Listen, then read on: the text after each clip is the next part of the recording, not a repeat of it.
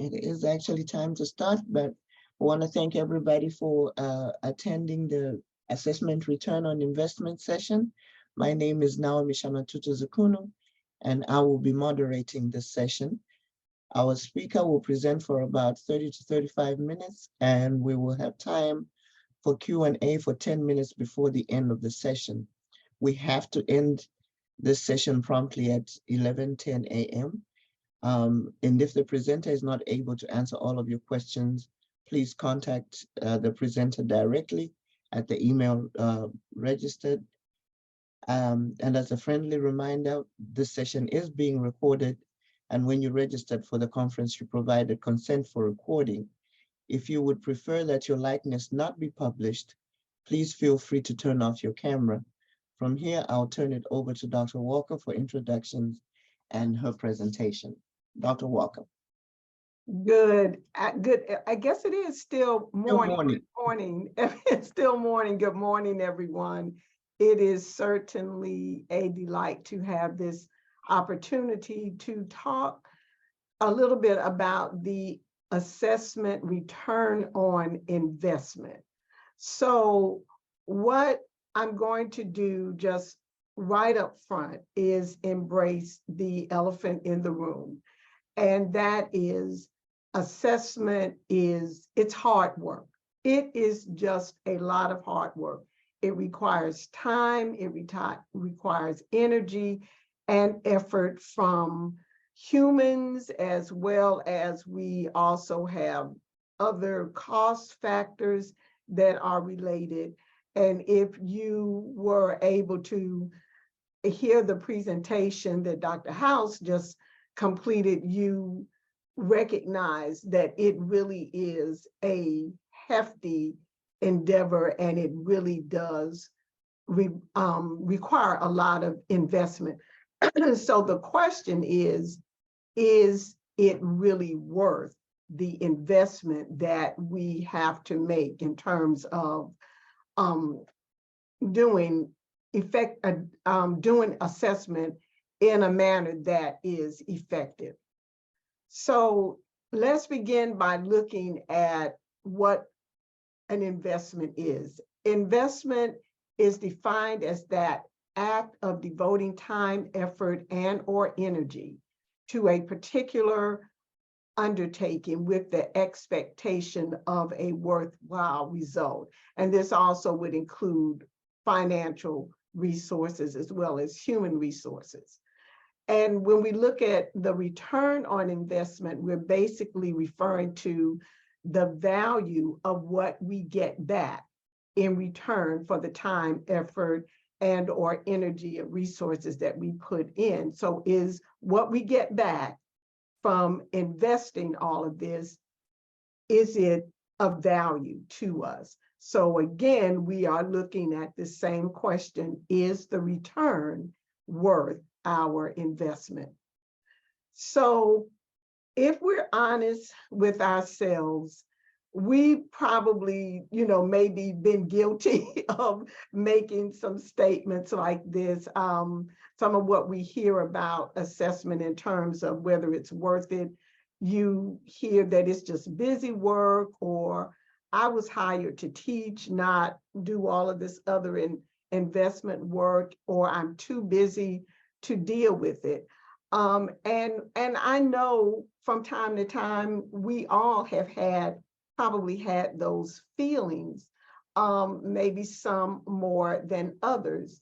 But personally, I believe that the return on our investment in assessment is totally worth it. It's totally worth it. And I hope that by the end of this session, if you don't think it really is worth the investment, that you will be moved to believe that. And if you do think it's worth it, you will be even more solid in your resolve. So basically, in full transparency, I want to be clear about the mission of my mission related to assessment here at Florida A&M University. my mission is to enhance the knowledge and understanding of the assessment process.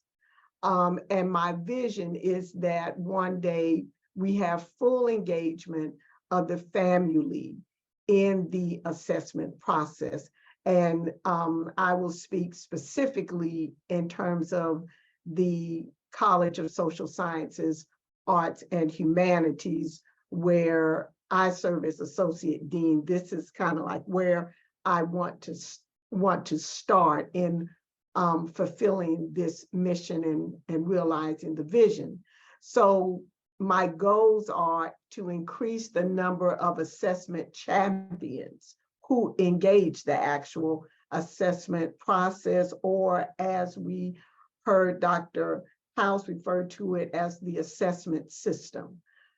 I want to be able to one day empower and encourage existing assessment champions who will influence others to engage the process and enhance the use of the assessment process or the assessment system to promote ongoing academic program improvement. We're doing that now. We're getting better and better, I believe, every year, but of course, we're always looking to enhance how we use this actual system.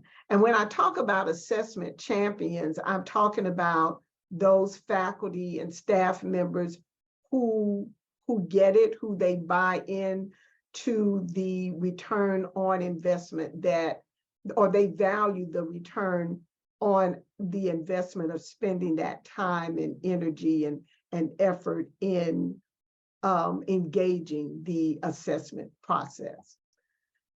So how I'm going to do this? The overall objective of this session is to enhance your knowledge and understanding of the function of assessment, the purpose of assessment at FAMU, and the benefits of investing the time, energy, and effort to effectively engage in the assessment process. So that's where we're going today.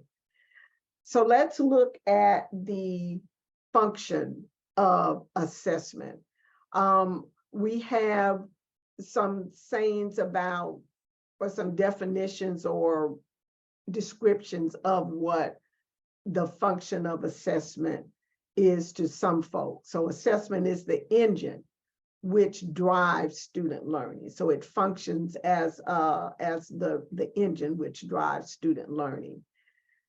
It also functions in today's it functions as a means for modifying tomorrow's instruction. And this is one that I really particularly like here, is that assessment is an ongoing process of gathering, analyzing, and reflecting on evidence to continuously enhance the quality and effectiveness of our academic programs and support services. So it functions, assessment functions to enhance the quality and effectiveness of our academic programs as well as our support services. So it is important to note that assessment does have different functions. And some of these functions, I don't know, some of you may be familiar with this descriptor, but where we have assessment functions as assessment for learning, assessment of learning, versus assessment as learning. Where we have assessment for learning occurs when teachers use inferences about student progress to inform their teaching. So they see what their students are doing, and then they use that information to make decisions about their instructional strategies. Assessment of learning occurs when teachers use evidence of student learning to make judgments on student achievement against goals and standards. This is probably one that we're more familiar with. And then assessment as learning occurs when students reflect on and monitor their progress to inform their future learning goals and decisions about what it is that they are going to do. Now, it's also important to note that while there are some overlapping functions of assessment and evaluation, we want to look at what these are, because oftentimes we may get assessment and evaluation a little confused. But even though they're interrelated, assessment and evaluation are interrelated, the evaluation is kind of like a component of the assessment process. So when we view evaluation viewed as a part of the assessment process, the results are different and they kind of answer different questions.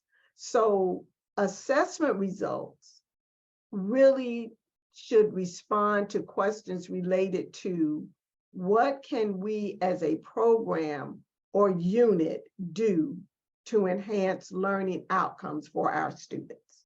That's the question that your assessment results are responding to. Evaluation results are typically responding to questions related to what extent did our students meet the established requirements or standards. So you can see how they're related. Assessment and evaluation results are related.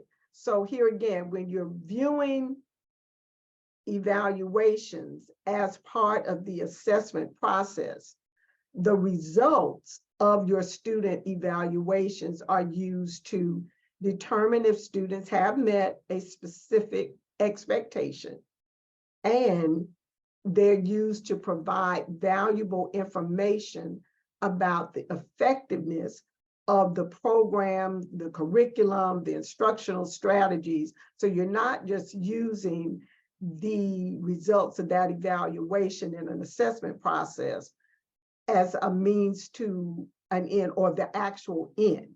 It's a component or a tool, excuse me, that is used in order to get the information that you need to determine whether or not what it is that you are teaching is actually, the students are actually learning what it is that you're teaching. So this was a quote about assessment where the teacher said that I see student assessment information as feedback on my teaching. And just because teaching took place doesn't mean learning happened. So that assessment process, you evaluate, and you, as a part of that assessment process, to determine whether or not what it is that you are attempting to do, the students are actually taking hold of it. So the real goal of classroom assessment is to, or any, not just classroom assessment, but the assessment process that we're going through here at Florida A&M, the real goal is to improve student performance, not just audit it. So we're not just seeing what they do and we get a bunch of scores and then we go back and say, well, the students are not learning because they're not doing the work or they're not studying or that type of thing. We're using this to reflect on what we're doing to help improve that process. So now let's look at the purpose of assessment at FAMU. Dr. House noted what the purpose of assessment is, and basically what the entire or the overall purpose of assessment is. That's what it is here at FAMU. The assessment process or system at Florida A&M University is designed to provide a system of planning, implementing, analyzing, documenting, reflecting on, and using results or the assessment results to improve the quality and effective operations of our academic and administrative and educational support programs as we are moving toward student success. So let's just take a minute before we go further.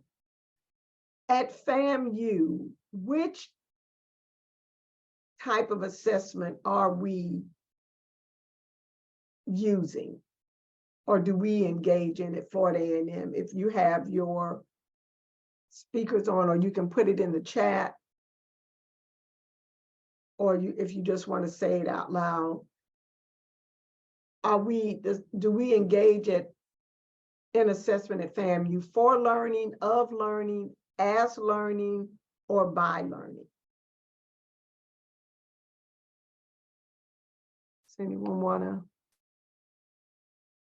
Now, I can't see the chat box. Oh, okay. Let's see here. Okay, all, I'm seeing all. Okay, all. Okay, so let's look at that.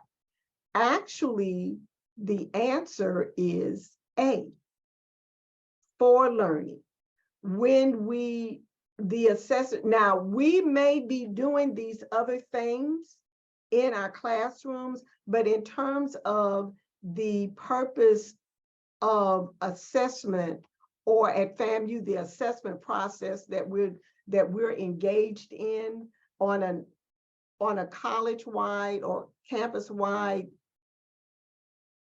platform, so to speak, we're focusing on assessment for learning. This is where we're taking information. We are evaluating our students, or we're getting information about how our students are performing on particular assessment measures so that we can see if they are achieving specific learning outcomes. And we're taking that information to help us come up with ways to improve or enhance that learning. So our assessment process at the college level, in terms of what the accrediting agencies want to see and what Dr. House was talking about in terms of the purpose of assessment, we are looking primarily at assessment for learning. Now, in the classrooms with specific instructors, they are probably looking at assessment of learning. They're seeing how the students are performing on different exams and projects, et cetera, to see if they are actually achieving the goals and standards that have been established, and giving students grades for that.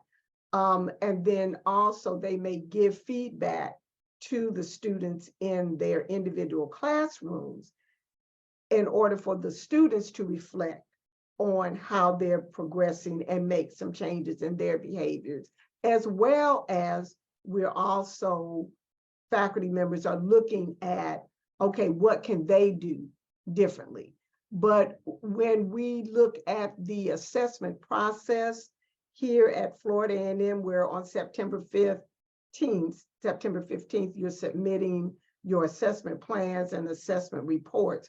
We're focusing on assessment, the assessment for learning function. Let's look at another question here. Let me see. What is the purpose of assessment at FAMU? The purpose of our assessment process? Is it to evaluate student learning, to appraise student learning, to judge student learning, all of the above or none of the above? What's our primary purpose? See if anyone's going to put something in the chat.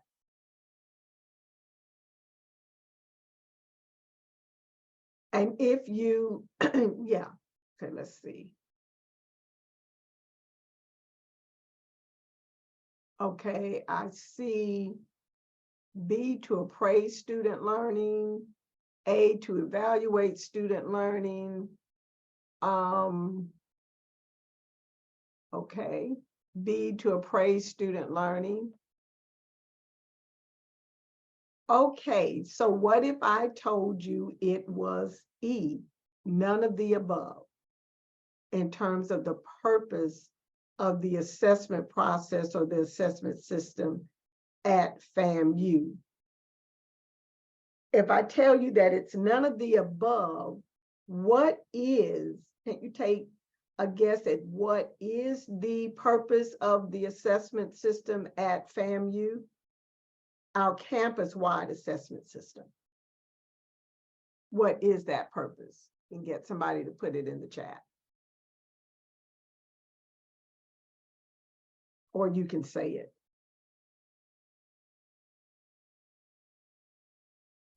Dr. Walker, is it continuous improvement?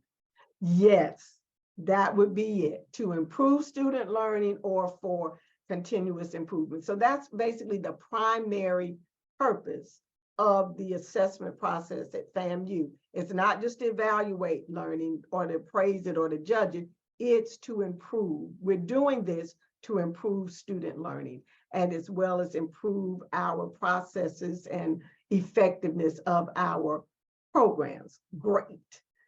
So now let's look at some of the benefits of actually investing in this assessment process. What do we get out of it? Whether we think it's good or bad, right or wrong, let's look at what we're going to get, and then we can kind of make some value judgments about whether these things are valuable or not. So here's some of the things that we get.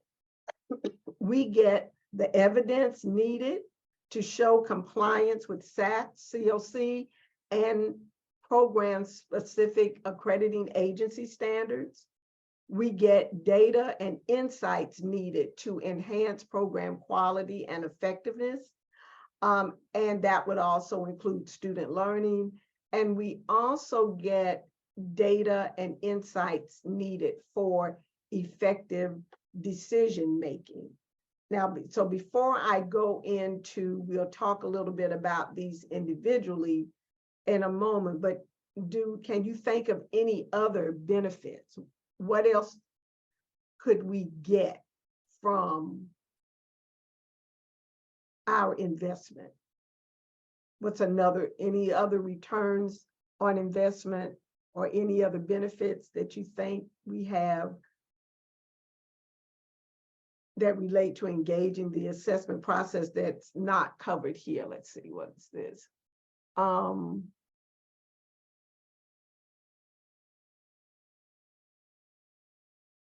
Encouragement. Okay, someone said we get encouragement. That's very good. So we can be encouraged to keep on doing what we're doing when we get some good results. It kind of helps us remain motivated. Good. Okay, so now let's look at some of these things individually. So the first one, evidence. We get evidence of compliance with SACs and program-specific accrediting agency standards. So sometimes we may look at the fact that we're just trying to appease SAC, so to speak, so they'll write off and say that we're reaffirmed and go away for 5 or 10 years and leave us alone. So we're just trying to get through that process without actually realizing that a tool of operational effectiveness for your programs are these SAC standards, because the standards that SACs look at to see if we're in compliance, these standards have basically been researched to show that they are a set of standards that if you implement and engage them, they're going to enable or facilitate the operational effectiveness of your institutions across the board, and specifically when it comes to standards. In the 8.2 standard is specifically looking at your student learning outcomes as well as your academic programs and student support services. So the fact that we get evidence of compliance is basically saying that we are showing evidence that we are operating effectively. And that is definitely having that evidence to show that that's definitely a good return on investment. It's something that is valuable, because the long and short of it is that if we do not maintain our accreditation standard with SACS, well, we're just, wasting time here. And then you also have program-specific accrediting agencies that have standards that are very similar, if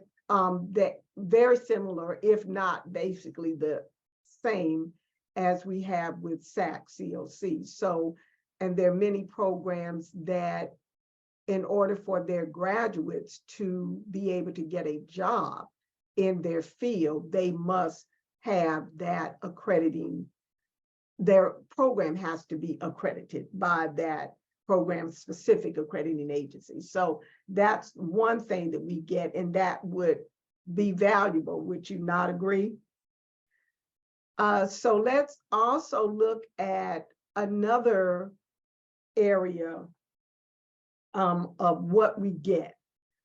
We get the data and insight needed for enhancing program quality and effectiveness, as well as the student learning outcomes. So we're going to collect this data. We're going to collect the data from our instructional units. So the instructional units can use this information to become more effective in what they do to enhance student learning. And then we also, and it supports appropriate student outcomes for its educational programs. So we actually see if our students are learning and progressing like they need to. And then also we have our administrative and educational support units where that they need to function effectively, so that the support that they're providing, for example, the writing center. Okay, so we want to make sure that the writing center is providing the services that are needed to support student learning. So assessment helps the writing center to enhance their ongoing improvement. So that's another valuable return on the investment in the process. We get this data that we can use to enhance our own program quality and effectiveness. So then we also have a return on investment which relates to collecting data and insights to promote effective decision making. So let's look at this for a minute, because this relates directly to the theme that we have for the assessment day, aligning our resources to reflect on organizational priority. And for the organizational priority that we're focused on would be student success and the PBF metrics related to retention and graduation. So these are top priorities of the institution as a whole, and certainly they would be top priorities for our academic units. So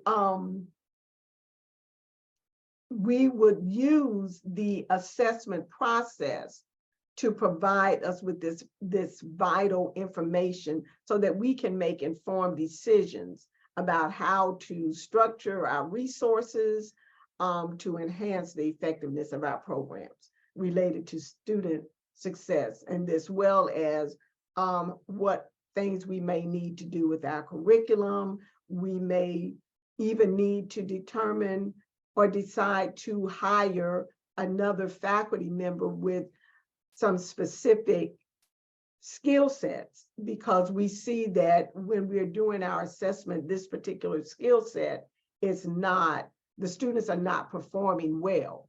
And so when we analyze that data, we realize that, well, we really don't have anyone in the current faculty that's addressing these issues. So we may need to talk to our deans or whoever about hiring someone with that specific expertise. But there are a lot of different ways that I've kind of seen people make day-to-day operational decisions. Some people make these decisions based on a best guess or intuition. They're based on tradition. They may be based on what's most convenient or available. Decision-making is based on personal preferences or benefits for making a particular decision, based on outside pressure. It can be based on data only, or it can be based on an analysis and discussion of the data that has been collected. So, excuse me, what practice in terms of effective decision-making would you think would result in the most effective decision or a more effective decision? Which one of these would probably be? See, I see a couple coming through. G.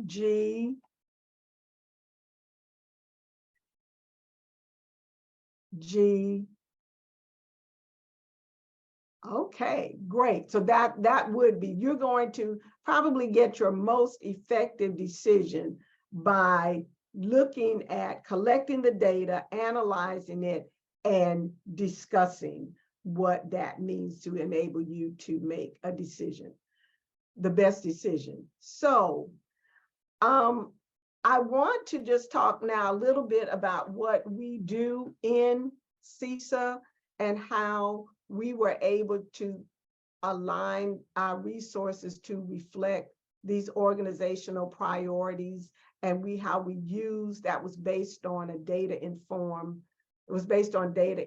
decision. I got really excited when I was listening to Dr.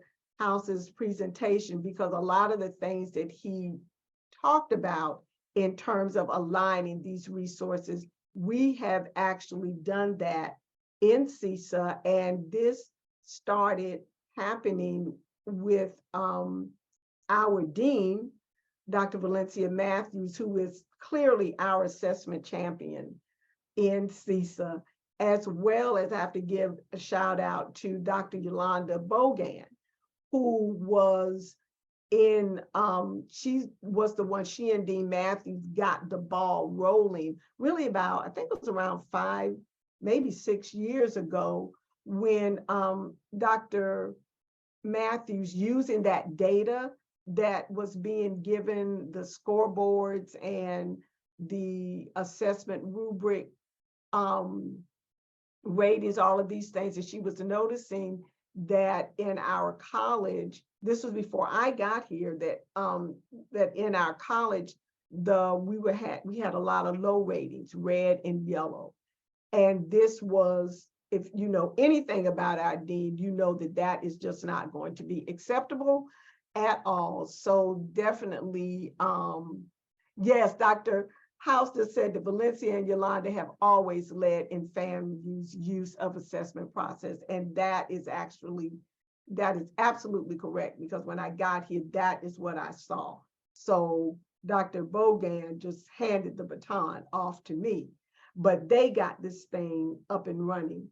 So when they saw that, these scores were not like they wanted them to be, they had to come up with some ideas about, okay, how do we align these resources to move us in the right direction? So there, Dr. Bogan was assigned, in addition, she was in the dean's office at that particular time.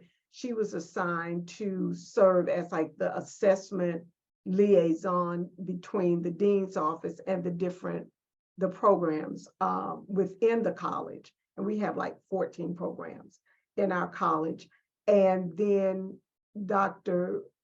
Matthews, they also work to get individual assessment liaisons associated with each of the programs within the college. So Dr. Bogan basically started supporting those individuals to do this work. And so by the time I got here, we were already well on the way.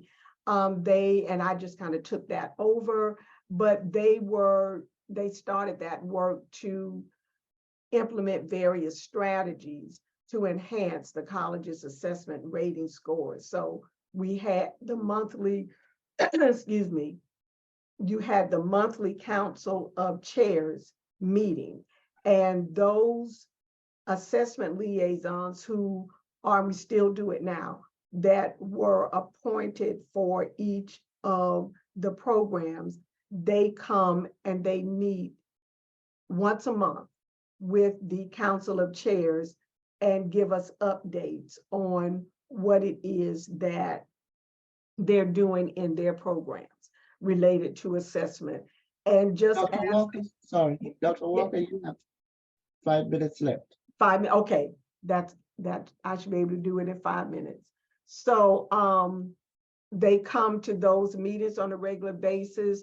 The dean's office, we offer help sessions, especially around the September 15th due date and after the release of those initial rating scores, to work with the assessment liaisons as well as the Office of University Assessment, which I have to say they are the best kept secret in this university. I know many of us know about them, but if you don't, please, please, please engage them. They're so helpful. We also, our dean strongly encouraged our department chairs to include an assessment as an agenda item on their regularly scheduled faculty meetings, and on the dean's regularly scheduled college level meetings, we always have assessment on our agenda item. So we have also initiated a Go Green project, which it has really helped because it kind of stirs up the competitiveness among the different departments and programs, and it just gets everybody kind of pumped up. So we were able to go from a lot of yellow and red to scorecards that look more like this. And we can also see, if you look here, we're kind of neck and neck with education in terms of how we came from I think it was 3.1 in 2018 to 2019. These were our plan ratings, and we're up to 4.3 now as a result of some of these initiatives. And when we look at the report, we're doing the same thing. We came from a 3.0, and now we're up to like 4.6, I think it is. It's hard to see, it's a little. So anyway, these are some of the things that we have done. And there's one other thing that we did as part of our Going Green initiative to get faculty engaged, and for it to be kind of fun. We did a song to encourage our assessment liaisons and faculty to continue doing this work. It's called "It's Not Easy Going Green." The vocalist is Daryl Tukes, who's one of our music professors. And I think when you hear this, you will recognize the song. So I just wanted to play it for you as we close. Hope you can hear.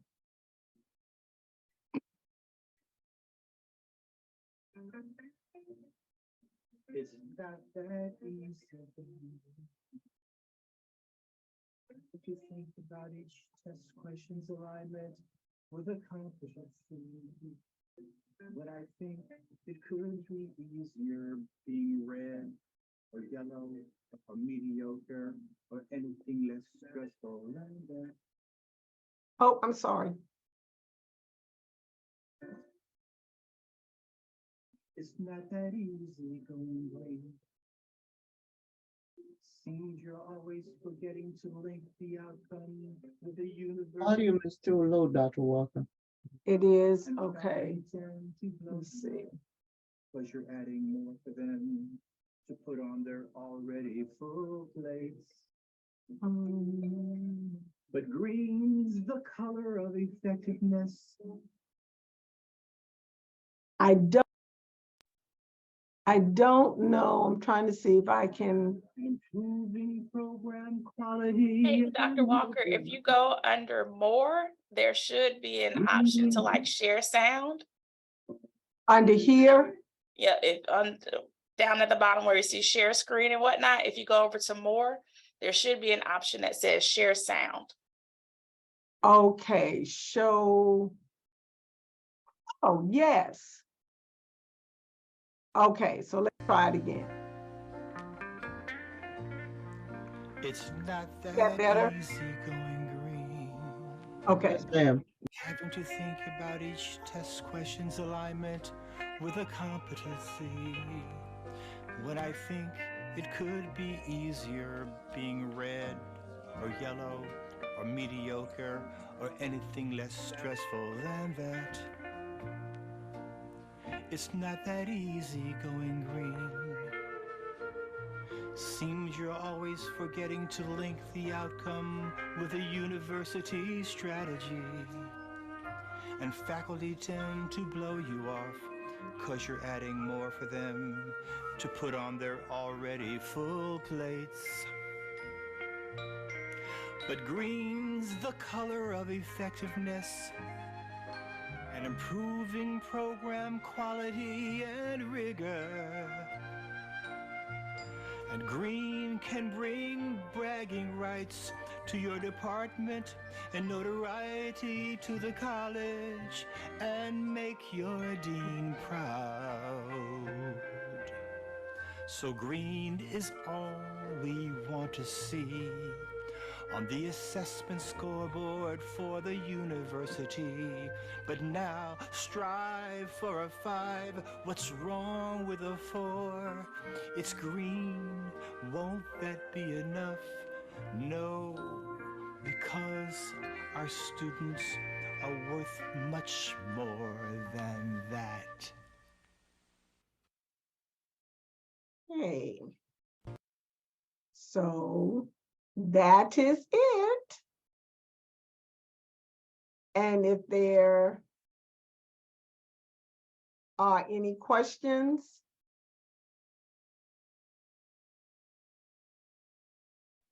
I don't have a question, Dr. Walker, but I did want to, when you were talking about benefits, I was in a transition moment, but I mhm, wanted to highlight that I think one of the benefits that often happens is that through this process, when you're implementing it with fidelity to, its spirit, you typically increase collaboration and like decrease that siloing that we see happen, because you do have to build in that portion where you come back and you talk about the results and what's happening in the data as a group.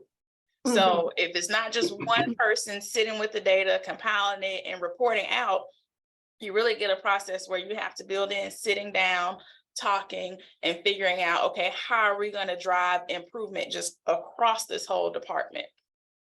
yes, yes. And that is sometimes, I can get a little tricky. Some programs do it better than others, but we are actually improving as we continue to do the report out days in the COC meetings. I guess it's almost like a little pressure when you come to the meeting, you want to be able to have something to report out about your faculty discussing the different areas. So it kind of puts, I don't know if it's pressure, but you don't want to come to the meeting and not have anything to say. So doing those reporting out sessions, it actually helps to drive that. And then I also will go into, I get invited to different faculty meetings to talk about the process and kind of lead the discussion in that area. So that has helped as well. Social work is doing a real good job of that in our area. Well, I see that it's 11:14, so I know folks have another set of sessions to transition to. But if you have any questions, you can feel free to email them over to assessment@famu.edu, and we'll forward those to Dr. Walker. The recording will be available. So thank you all for your time, and thank you, Dr. Walker, for this presentation. Thank you for your attention. All right, you all have a great one. Bye.